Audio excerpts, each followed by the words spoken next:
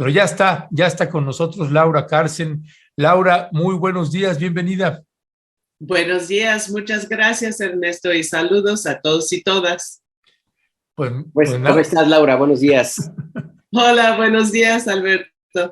pues nada más, mira Alberto, la sonrisota que trae Laura Carsen, parece ser que sí, que está contagiada, La pues. verdad, sí. Laura, pues más allá de que ahorita entremos más a profundidad, me gustaría pues que pudieras compartirnos un poco la sensación que tienes del resultado electoral, qué es lo que se respira ahorita en Colombia, Laura.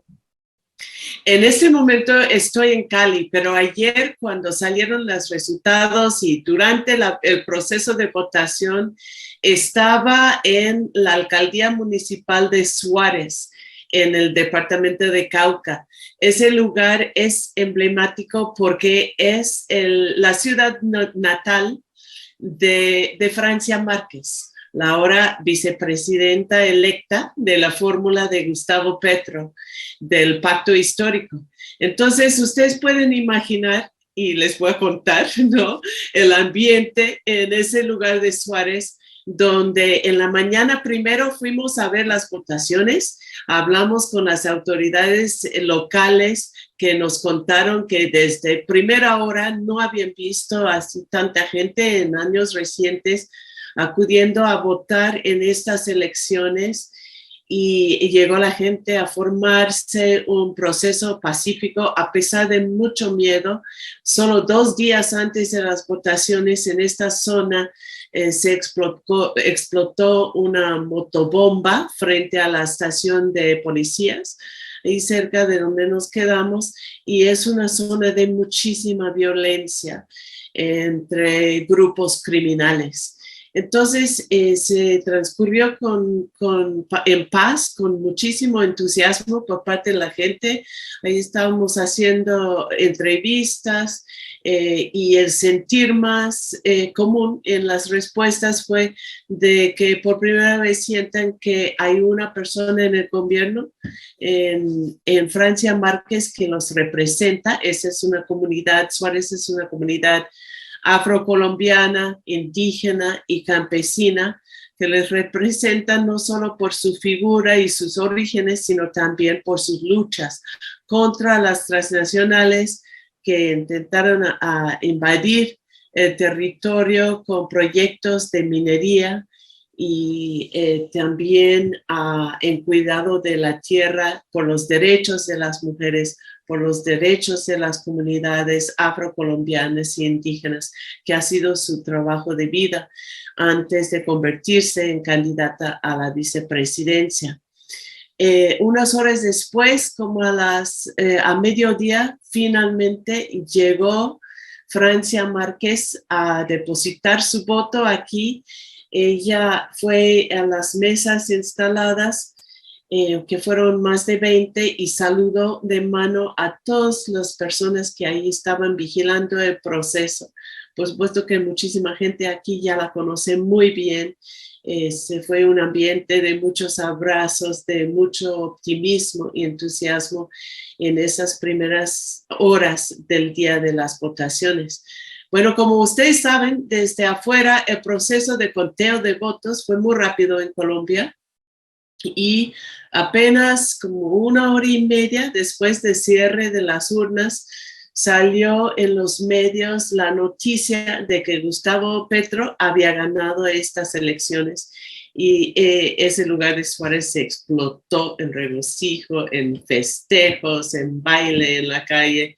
No, la gente casi es una zona Cauca. Cuando uno ve el mapa de los resultados hasta ahora en este conteo preliminar, es una de las zonas que votó casi en el 80% por la fórmula de Petro Francia Márquez. Entonces pueden imaginar el ambiente en los pueblos aledaños también. La gente salía a la calle a festejar este resultado, que si bien también dicen, sabemos que el país no cambia de la noche a la mañana, Sabemos que hay una lucha por adelante también, pues en ese momento lo que sienten es una esperanza que no han sentido en muchos, muchos años. Como bien lo mencionas, el país no va a cambiar en unas cuantas horas, pero yo creo que hay una señal importante, no solamente por el triunfo importante, arrollador de la fórmula de Gustavo Petro y Francia Márquez, lo que significa que muchísimas personas tomaron la decisión de ya no, de decir ya basta, al menos en las urnas, a gobiernos de tinte de derecha, conservadores. Y el otro elemento que me parece importante es el reconocimiento de Iván Duque, el presidente actual de Colombia, a la derrota de su grupo político y la victoria de Gustavo Petro. Pero bueno, Iván Duque es nada más el presidente de Colombia, y lo digo con toda intención, Laura, porque los que mandan en Colombia y en otras partes de América Latina, pero ahora en Colombia, no parecen muy contentos. Me refiero a grupos de empresariales, grupos paramilitares y no sé si grupos de delincuencia organizada, que hicieron todo lo posible para que Gustavo Petro no llegara al gobierno de esa entidad. ¿Cómo se encuentra ahorita mismo del otro lado? Ya nos contaste la alegría por el triunfo de la fórmula liberal de Gustavo Petro y Francia Márquez. Y del otro lado, ¿cómo están? Pues todos salieron así, como dices, Alberto, formalmente a reconocer la victoria. Sin embargo, lo que no sabemos es que están fraguando tras bambalinas, porque eso es muy importante. No se van a ir a sus casas y aceptar que todo el poder y el control de la riqueza natural y la riqueza en muchos sentidos de este país, que es un país de abundancia, en riqueza, se pasa a un sistema de más equilibrio y más justa distribución de la riqueza, que es lo que la población ha estado exigiendo de manera muy fuerte, sobre todo desde el estallido social del año pasado. Hay varios riesgos. Primero, pues siempre existe el riesgo de la desestabilización por medio de las fuerzas, las paramilitares y los grupos armados en complicidad desde hace muchos años con las fuerzas del Estado. Esto cómo se puede expresar, cuál sería la estrategia maestra de una movida así, no sabemos. El otro es también de que se pactan entre el nuevo gobierno, hay indicios de pactos con las otras fuerzas políticas que representen graves contradicciones, ya que representan dos modelos económicos muy distintos y dos fuentes de poder muy distintos, además de deshacerse de estas viejas fuerzas políticas. Fue uno de los motivos principales por los cuales salió la gente a votar a favor de Gustavo Petro. Entonces, eso es otra posibilidad que tenemos, que pues el pueblo de Colombia tiene que estar muy pendiente para que no se desluya, para que no se pierda el programa político que realmente pudiera llevar al cambio por lo cual votaron en estas elecciones. Gracias, Laura Carsen. Laura, ¿cuál es la impresión que se está teniendo ahí en Colombia, tanto del lado pues, de la izquierda, pero también del lado del centro derecha, con respecto del mensaje, el mensaje político que está mandando Petro y Francia? ¿Cómo es recibido? Se percibía también, nos parecía un mensaje inteligente de buscar conciliar del presidente electo Petro. ¿Cuál es tu valoración ahí sobre eso?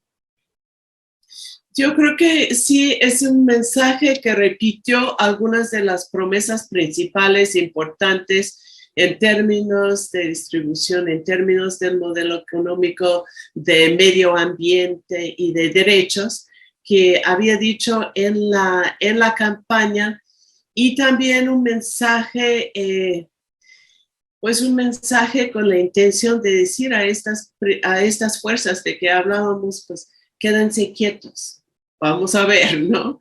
Es un momento delicado, sigue siendo un momento delicado.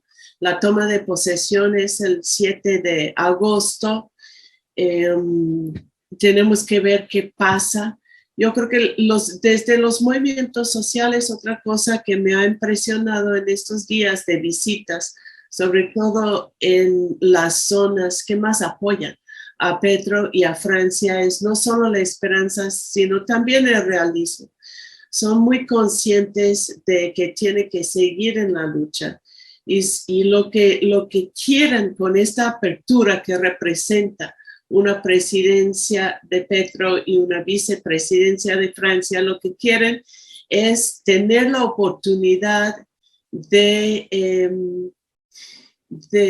seguir adelante con sus propios proyectos. Es lo que dieron en muchos lugares, que no están esperando otra vez, o muchos decían, y hay de todo, ¿no? Pues que el Estado entre a resolver todos sus problemas. Entonces va a ser clave también que estos movimientos sociales que canalizaron su energía social y sus demandas a la campaña presidencial se mantengan en pie de lucha en esta etapa de transición que, repito, es muy delicada, y más adelante en lo que debería ser, y todos esperan que sea una transición a otro modelo económico y social ahí en Colombia. En otros lugares de América Latina, como por ejemplo en Perú y en Honduras, la resistencia de los grupos que pierden el poder es brutal. O sea, decir que están como gatos boca arriba es muy poco, Laura. En Perú ya han sido, pues casi cada semana hay un intento de derrocamiento del presidente. En Honduras, la presidenta Xiomara también ha enfrentado la oposición hasta de su propio partido. En Colombia, ¿cómo está? Y un ariete fundamental ha sido el Congreso, en estos dos casos, por ejemplo. En Colombia, ¿cómo está la composición en ese sentido del Congreso? Entiendo que hubo elecciones antes de estas presidenciales. No tengo claro cómo queda esta composición del Congreso, si le puede resultar un dique a Gustavo Petro en adelante. Y de una vez la siguiente pregunta para aprovechar el tiempo que nos queda, Laura.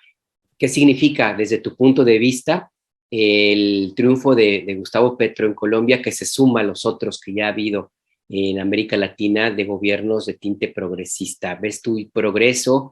¿Ves tú alguna posibilidad de que ahora sí se tome alguna de las banderas históricas de América Latina? Y, por ejemplo, pensemos en la OEA, su fin, fortalecimiento de organismos como CELAC, en fin, lo que en algún momento se planteó y que pues no pudo lograrse, Laura. Sí, muy importante las preguntas, Alberto. Son tres, como yo los escucho. La primera, sobre la composición del Congreso y qué representa en términos de impedir el programa de gobierno de Gustavo Petro y Francia Márquez.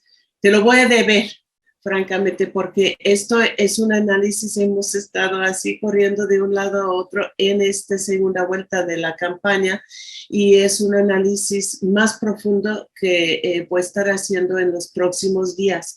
La segunda pregunta, que tiene que ver con la resistencia de la derecha, yo creo que no solo pueden esperar, o más bien, ellos tienen enfrente una resistencia mucho más difícil de lo que tienen incluso en Perú y en Honduras. En estos países tienen otras características. En Perú siempre ha sido la inestabilidad de los gobiernos, ¿no? Pues que entre algunas leyes que hacen más fácil a tumbar los presidentes por parte del Congreso y una historia de inestabilidad y unas dificultades para unir fuerzas, eso ha sido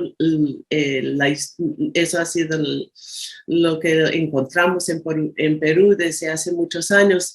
En Honduras tiene otras características, que también la resistencia de la derecha es muy fuerte, pero en Colombia es peor. ¿Por qué es peor? Primero, porque sigue un conflicto armado interno desde el año 1960, que quiere decir que hay grupos criminales, complicidades con fuerzas del Estado, militarización de territorios, ofensivas contra territorios indígenas y de propiedad comunitaria que datan de hace décadas y que no van a cesar en estas fechas. Una población, una resistencia de derecha y del empresariado armado y capaz de cualquier tipo de violencia, que ya lo han mostrado. Por otro lado, Colombia es un lugar estratégico para el gobierno de los Estados Unidos. Hoy en la mañana no he visto si hay una declaración del Departamento del Estado. Ahí me pueden decir en el chat y ahora veo, pero lo que sí es, probablemente hay un reconocimiento, porque todo el mundo está reconociendo el triunfo de Petro, pero otra vez lo que pasa detrás va a ser importantísimo. Ellos consideran a Colombia su ejemplo de la guerra contra las drogas, que por supuesto no ha funcionado más que a matar y controlar a la población. Sin embargo, para el gobierno de Joe Biden lo presentan como un éxito, porque ha sido la manera de establecer una presencia militar en el país que sirve no solo para el control de Colombia, sino para el control en todo el continente, que para el Pentágono es absolutamente estratégico. También lo consideran un ejemplo o ha sido antes como un freno de alguna manera contra el avance de los gobiernos progresistas y de izquierda, lo que nos lleva a la tercera pregunta, Alberto, que es el mapa geopolítico de la región. En este sentido, el triunfo de Petro es realmente importantísimo para el continente de las Américas. Colombia no solo ha sido un país grande con poder en la región, gobernado por la derecha por décadas, que ha podido bloquear intentos de integración sur-sur, de otras políticas de integración y de desarrollo en la región, sino también ha sido una especie de proxy para los intereses de los Estados Unidos en los organismos multilaterales regionales en la región, y ha sido, como mencioné antes, una plataforma militar para lanzar ofensivas contra los gobiernos los gobiernos de la izquierda en la región. Entonces, perder esto para ellos es muy grave, y eso también quiere decir que el gobierno de Colombia pasa a este grupo que está cada vez más poderoso y más nutrido de gobiernos progresistas de la izquierda, centroizquierda en América Latina, por todos los problemas que tienen internamente. Hay que decirlo, que muchos de esos gobiernos no son fuertes, y cuando sumamos una probable elección de Lula en Brasil, ya estamos frente a una situación casi inédita, incluso en la época de lo que llamamos la marea rosa, a principios de los años 2000. Entonces, o mediados de los años 2000. Entonces, eso quiere decir que abre oportunidades, como ha destacado el presidente López Obrador, para la integración sur-sur, para enfrentar los intereses del gobierno de los Estados Unidos, para incrementar planteamientos de desarrollo nacional y de soberanía nacional que han sido suprimidos por los acuerdos de libre comercio y la hegemonía de los Estados Unidos en el pasado. Pues sería un error ser demasiado optimista en este momento, porque hay todo tipo de obstáculos y de dificultades en estos procesos, como hemos visto en las últimas décadas. Sin embargo, si hay otra apertura, otras posibilidades en este nuevo mapa geopolítico, esto sin duda es cierto. Ya, gracias, Laura. Laura, pensando en estos organismos, hace un ratito conversábamos, Alberto Nájar y yo, sobre pues el rumbo que podría tomar la OEA y el rumbo que podría tomar la CELAC. Si bien coincidimos ahí, por ejemplo, Alberto y yo, que es difícil eliminar a la OEA, particularmente si está Estados Unidos ahí, pero sí podría ser que se le pueda ir dejando, por lo menos mientras están los gobiernos de izquierda, digamos que hacer silencio o dejarla morir sola, por decirlo de alguna manera.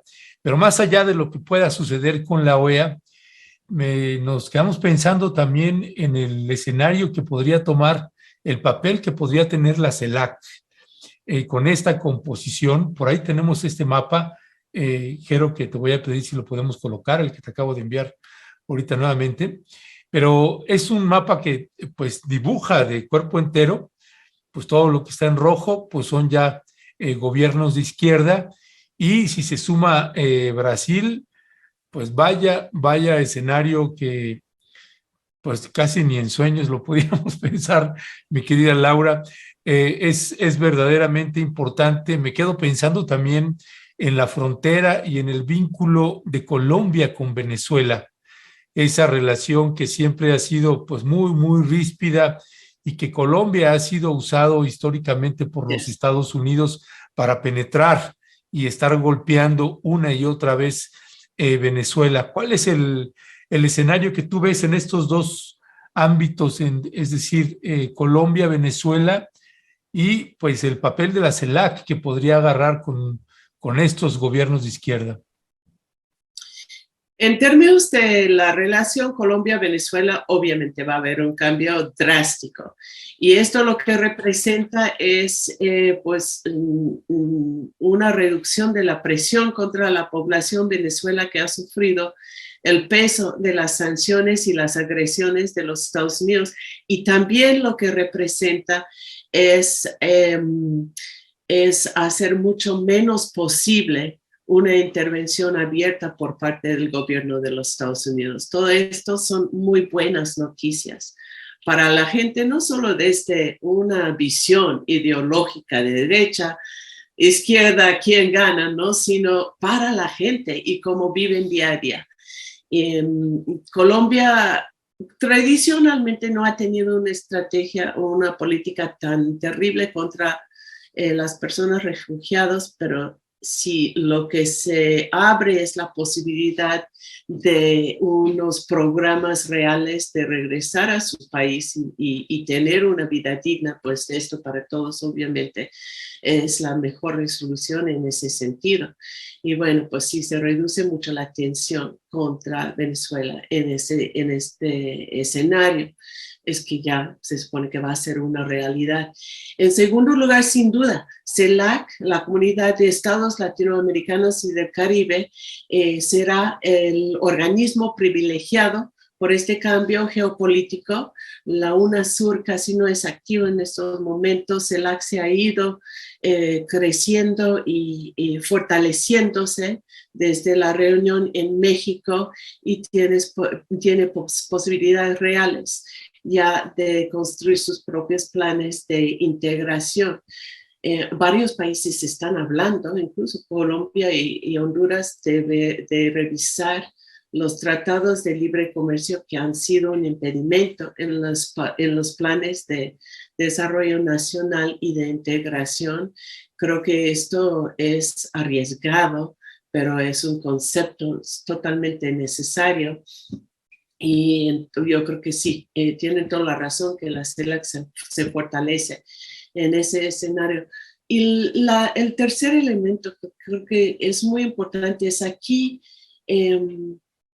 lo que se está viendo en un momento de múltiples crisis, y eso es lo que se está viendo en todos los países que se cambian a gobiernos que optan por gobiernos de la izquierda y más progresistas, es la posibilidad de mejorar la vida de las personas en su país, de tener otros horizontes. Y eso realmente, yo creo que lo más importante, más allá de lo ideológico y lo geopolítico. Colombia había llegado a una situación totalmente insostenible, menos por una élite que se beneficiaban, pero obscenamente de la situación, ¿no? Y insostenible en el sentido de que es el segundo país más desigual del continente. En la pandemia empujó a unos 3.6 millones de personas más a la pobreza. La cifra es el país número 1 en el mundo de asesinatos de defensores y defensoras de medio ambiente y de tierra y territorio. La violencia contra cualquier resistencia ha sido brutal y sigue siendo brutal. Entonces, por esto la gente decía, ya basta. Por eso la votación que vemos. Y en otros países, de distintas maneras, la situación es igual. Entonces, lo que estamos viendo en estas elecciones, y realmente de ahí viene esta gran esperanza de cambio, es la posibilidad de ya no mantener a los sectores más excluidos, más vulnerables en estas situaciones de casi invivibles, básicamente, de muerte, básicamente, en que los sistemas neoliberales y de violencia y de muerte los han mantenido en todos estos años. Por ahí abren las posibilidades, en alianza se fortalecen estas posibilidades y esperanzas, y esto es lo que más se espera aquí en Colombia y en los otros países mientras avanzan estas opciones electorales para las poblaciones y siguen, como digo, porque es muy importante, y siguen las demandas desde abajo también. Es que la verdad es que es histórico el triunfo, importantísimo, por supuesto, pero el problema, Laura, y lo hemos visto en varios lugares de América Latina y México, pues todos los días.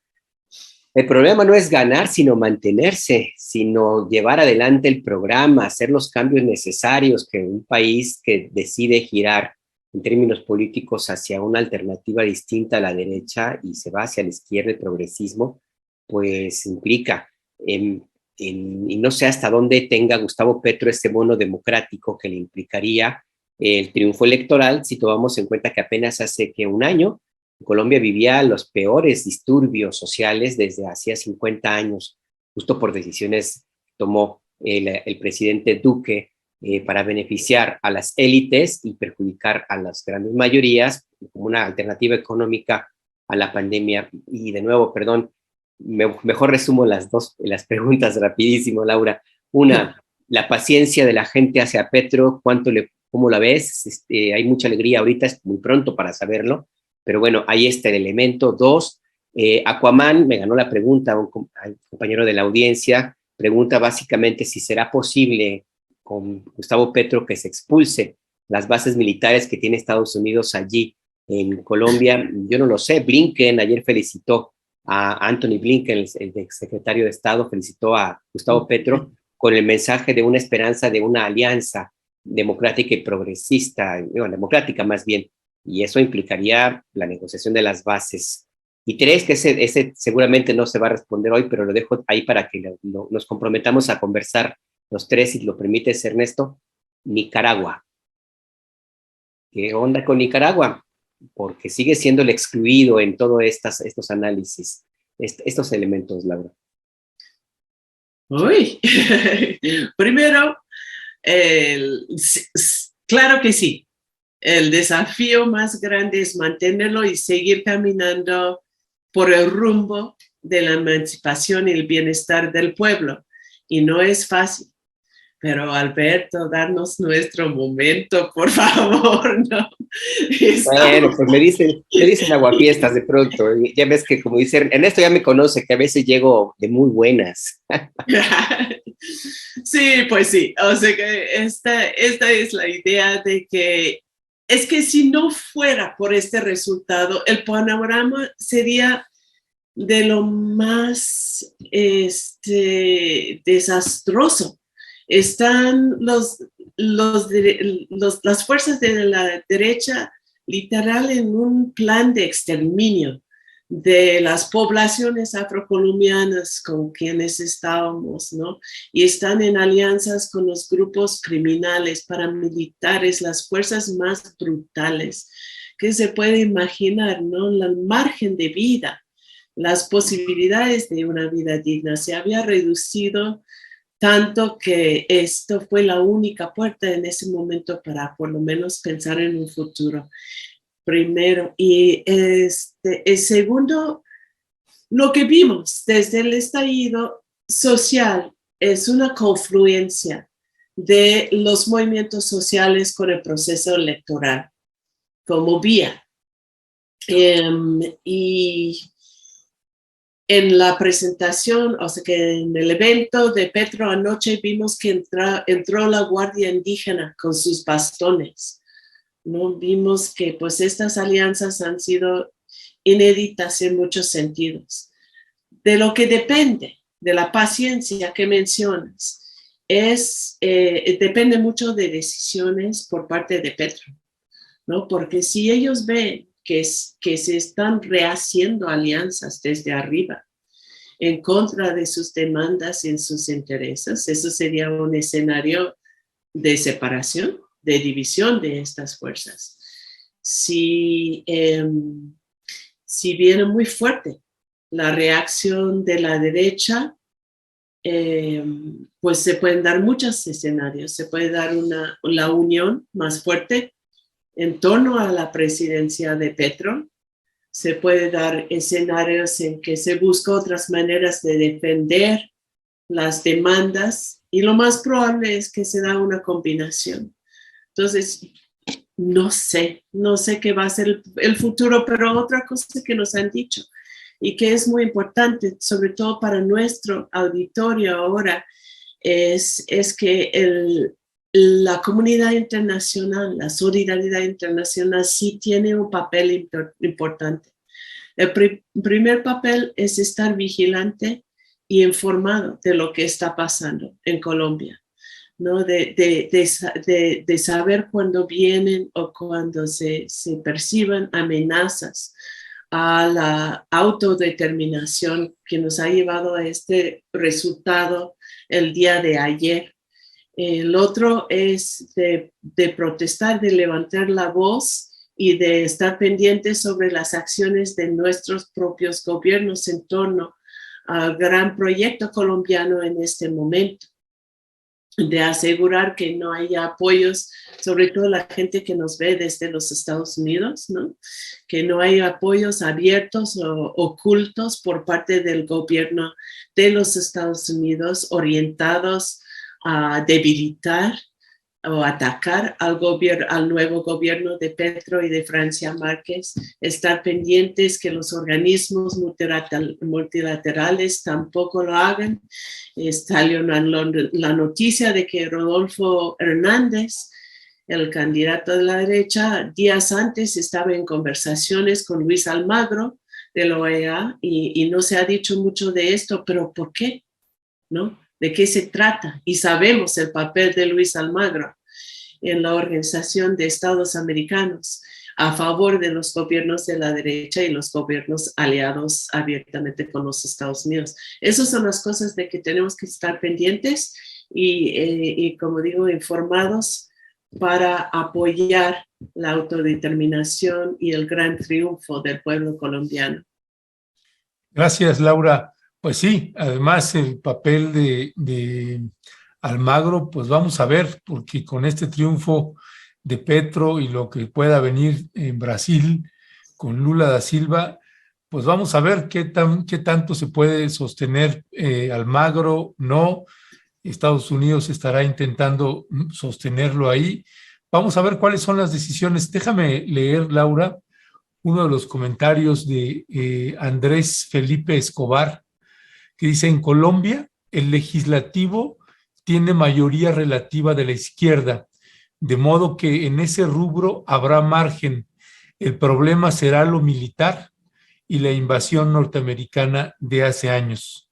Soy colombiano y estoy muy feliz. ¿no? Son los... Gracias por la información. Sí, sí, entonces, sí, bueno saber que no hay mucha resistencia por esta parte, como lo es la situación en Honduras y otros. Y no contesté sobre Nicaragua, pero pues de Nicaragua solo podría decir que allí sí hay una situación interna muy complicada y que se tiene que resolver. El pueblo nicaragüense también buscando la no intervención de otros pueblos y el apoyo a los derechos humanos, porque la represión interna sí es muy fuerte. Pues sí, hay una suerte de espejo, Laura, entre México y Colombia. No sé cómo lo ves ahí, por poner un ejemplo, pues esa inercia, o sea, las secuelas que teníamos como país de tantas décadas de pues gobiernos de derecha, tanto del Partido Acción Nacional como del Revolucionario Institucional, eso que hay que irse sacudiendo y que cuesta mucho, mucho trabajo, pues lo mismo, el mismo trabajo que está costando acá, pues también me imagino que se avecina pues un trabajo intenso por parte del gobierno de Petro y Francia Márquez, porque hay que ir también reseteando el país. No sé cuál es tu valoración ahí. Sí, es cierto, Ernesto, que en muchos momentos nos decíamos, como en México, ¿no? Cuando escuchamos lo que estaba pasando aquí. Y seguramente van a haber algunas conversaciones, muchas conversaciones intensas entre los dos países. Por uno es el modelo económico, cómo se cambia, dónde se puede avanzar, dónde va a ser más difícil. Y se ven algunas similitudes entre los planes económicos de los dos gobiernos. Y otro es la cuestión de seguridad. Otra cosa que vimos, esto sí al lado negativo, es que desde los acuerdos de paz, lo que ha pasado en Colombia es una fragmentación de los grupos criminales, parecido a lo que pasó en México con la guerra contra el narcotráfico. Entonces se resulta en una situación más compleja e incluso más difícil que antes para las poblaciones. Ellos tienen otras características, pero sí hay muchas cosas que son muy parecidos y ahora van a tener también un papel de liderazgo a nivel geopolítico regional y mundial, que yo creo que vamos a ver ciertas alianzas y en términos de cómo actúan en el escenario mundial también. Pues la verdad que se quedan muchas preguntas en el análisis. Yo tengo aquí mi lista, pero tan bachote, pero ya, el tiempo se nos fue, mi querida. Bueno, tienes tu lista de preguntas, Alberto, pero que vamos a seguir platicando y haré lo mejor que puedo para contestarla. Bueno, pero afortunadamente tenemos pues, un montón de personas, las personas que estamos aquí de México y de otros países, en el recorrido y en este proceso. El miércoles en Hecho en América vamos a invitar a algunas de las personas clave con quienes hemos platicado desde Colombia para que nos hablen de qué están viendo desde los distintos sectores en el país y cuáles son los desafíos principales que les quedan y cómo los van a enfrentar. Seguramente ellos y ellas tampoco tienen todas las respuestas, pero por lo pronto, pues vamos a seguir platicando. Claro que sí. Pues te dejamos vivir, Laura. Te dejamos vivir ahí. Y ahí seguimos en comunicación. Laura, ¿ya tienen fecha de regreso?